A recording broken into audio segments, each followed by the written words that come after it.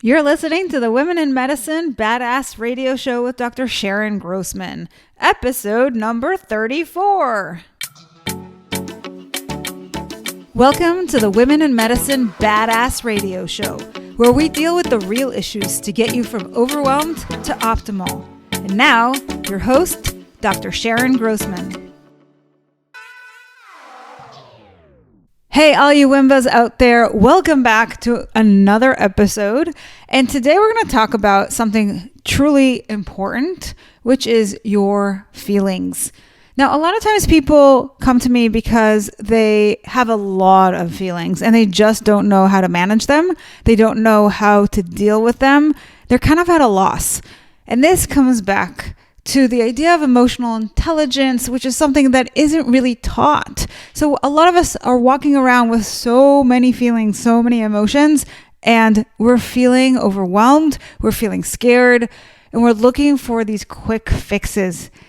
So what I'm here to do today is really share with you different ways that you can manage your emotions, that you can deal with them, and understand them most of all.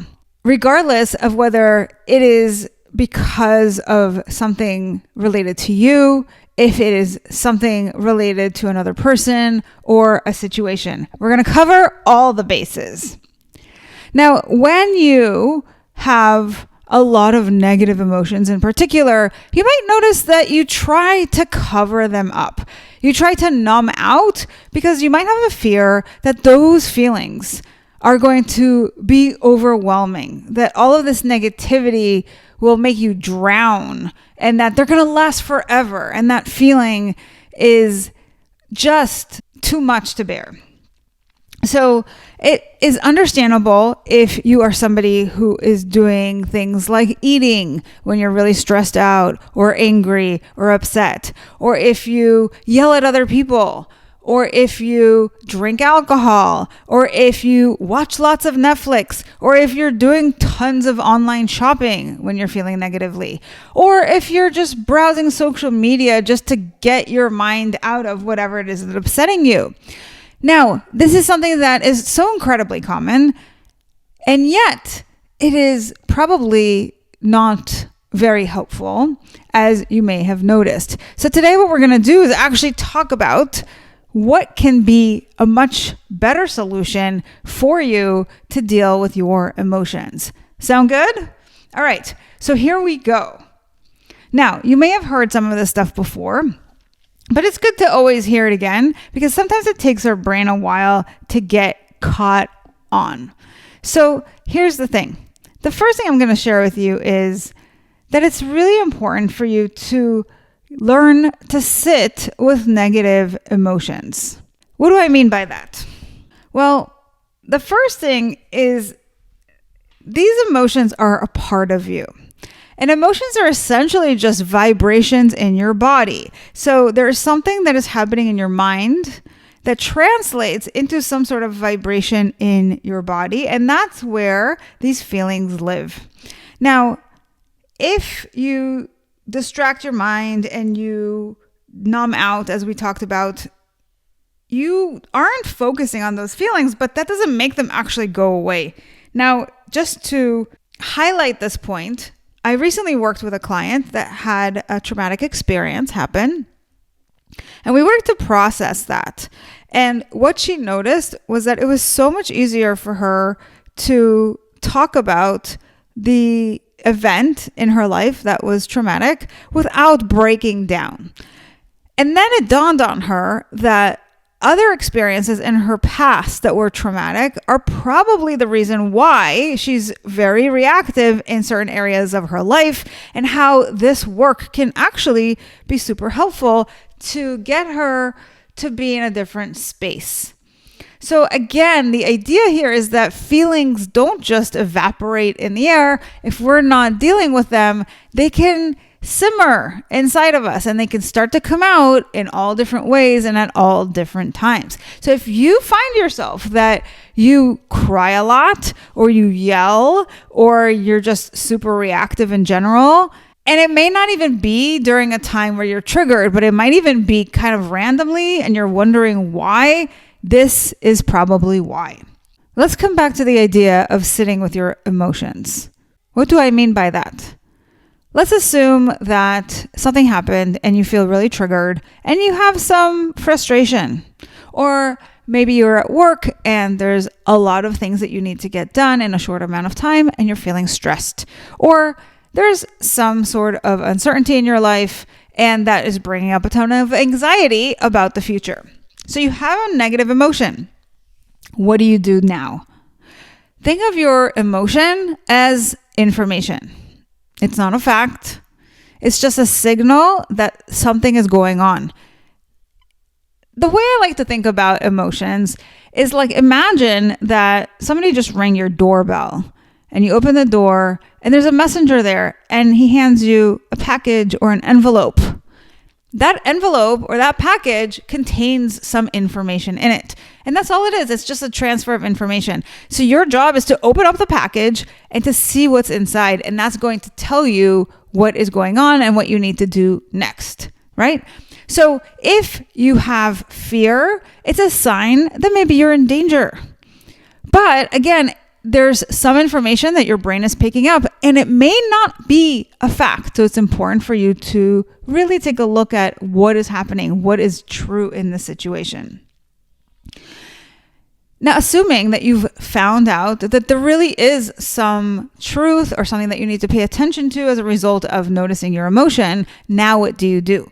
Now, Robert Frost said the best way out is always through. And that's what I mean when we talk about processing your emotions, doing something to give your emotions expression so they can come out. You're giving them some attention. You're opening up that package. So bring to mind something that maybe happened recently that when you think about it now brings up negative emotion. Do you have something already? Great. Now, let's say the emotion that you experience is anxiety or stress. What can you do? Well, for those two emotions, I would say you can do something that is going to bring down the energy. You want to ground yourself. So what are some things that are grounding for you? For some people, it's meditating because this is an opportunity to just sit and quiet the mind and refocus. For other people, it's just taking a time out to breathe slowly and deeply. Because when we're anxious and when we're stressed, we're kind of hyperventilating. Our breath is very, very shallow. And it's an opportunity to recalibrate by paying attention to the breath. And for other people, movement is really important, whether it's exercise or just walking it off. So when you have all this excess energy in your body, which is essentially what these emotions are, you have an opportunity to expel some of that out. If the emotion is more like anger, resentment, or frustration, you really need some time, again, to kind of calm down. So what allows you to take that time out?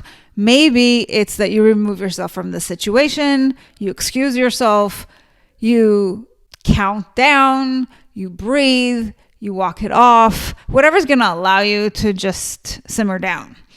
And then if there's something that maybe isn't around a person, but it's still really upsetting to you, focus on this question in particular. Is this something that I have control over? If the answer to that is yes, then the question that you need to ask yourself once you've calmed down enough is, what can I do? So you move into problem-solving mode. However, sometimes we're feeling upset because there is something that we cannot control. And if you've detected that that is the case, then focus on acceptance. Now, I know this is easier said than done, but what's the alternative really, right? So the idea here is A, calm yourself down. B, find out whether this is something you have control over or not. If it is, problem solve. If not, focus on just letting it go. What if you're upset because of a situation or in particular, something that somebody else has done? This happens all the time, right? When you are truly upset, let's say if it's about a situation, I encourage you to find someone to talk to about it. Sometimes having that social support and somebody just listening is very validating and allows us to really get a lot of our frustration out without having to do anything about the situation at all. Sometimes it's just giving expression to those feelings. But if it has to do with someone else, then I think you'll find that this poem from Mother Teresa will help you think about things perhaps in a new way. Here's what she says. People are often unreasonable, irrational, and self-centered. Forgive them anyway. In the final analysis, it's between you and God. It was never between you and them anyway. Now, what I love about this excerpt from her poem is that it really shines the light on the fact that too often we get upset with other people because we think that whatever they are doing or saying is because of us, and we feel really hurt and really upset.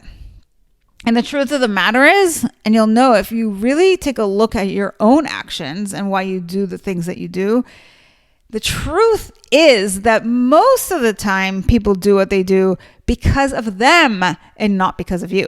So if you can bring that to mind and really wrap your head around the fact that it's probably not about you, you'll notice that you can alleviate a lot of your emotions. Now, everything that I've shared with you today is really something that you can do once you have given some attention to the fact that you have some emotions and you've identified what they are, why they're there, and can now apply different techniques to give some room to expel those things from your mind and body. So it's kind of a process, as you can see. If you want more resources around emotional issues and how to really get into a better mindset to really help you along, I've created a Mindset Mastery Starter Kit, which you can get when you go to my website. Or go to bit.ly/Mindset Mastery Kit. I'll put the link in the show notes. So best of luck to you. Apply these amazing strategies. I'd love to hear what you found helpful, and I'll talk to you next time. Take care.